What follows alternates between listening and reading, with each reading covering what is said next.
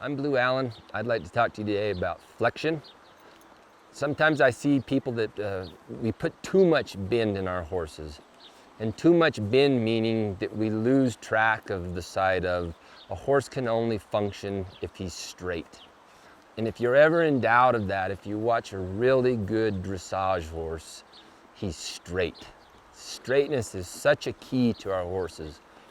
What we tend to do as horsemen is we put a lot of bend and we isolate a lot of body parts, but we also forget to go back and make our horses straight, which in the end, our ultimate goal or our ultimate thing to do with our horses is make them as straight and responsive as possible, but staying soft as possible the entire time.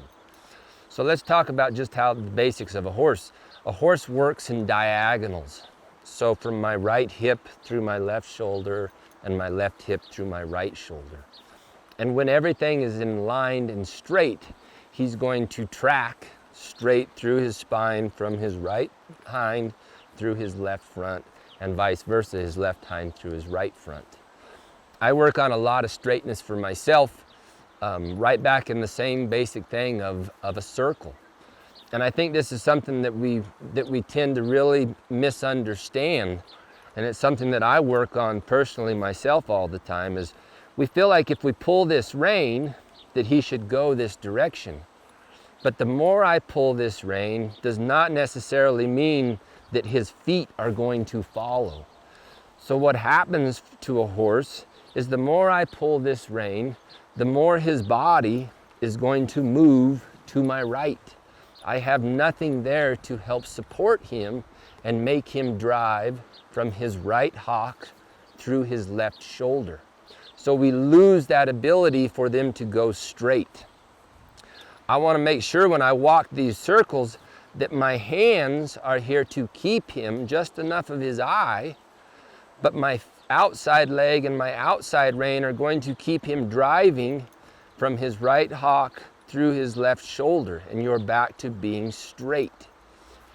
So I think what happens so many times is we tend to see a lot of bending and things going on, but we lose track of where the horse's spine is at, and just the same thing of being able to go straight. In all reality, if you can keep your horse between your legs and your reins, you've got something. But we lose that. We lose the ability to keep them between our legs and our reins. Back to the right side. If I just solely pull on my right rein, my horse is going to go to the left, even though his head and neck are here. So now if we think back to speed, if I pull this rein running fast, my horse is so out of balance that he's going to keep going to the left even worse, and vice versa. If I just pull on this left rein, but I don't continue to ride him with my outside leg and my outside rein, his body is going to go even farther to my right.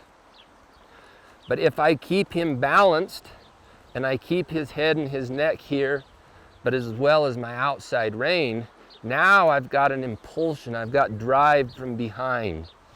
So I keep him driving from his his right hind leg through his left front shoulder. And we're right back to our horse being straight and being functional and being driven. I always tell people that it's a little bit like a boat. If we drop that engine down in a boat, the front end of it picks up and we can maneuver our boat wherever we want to go. But if the front of our boat is stuck down in the water, we don't have a lot of torque or push from behind. We can't go anywhere.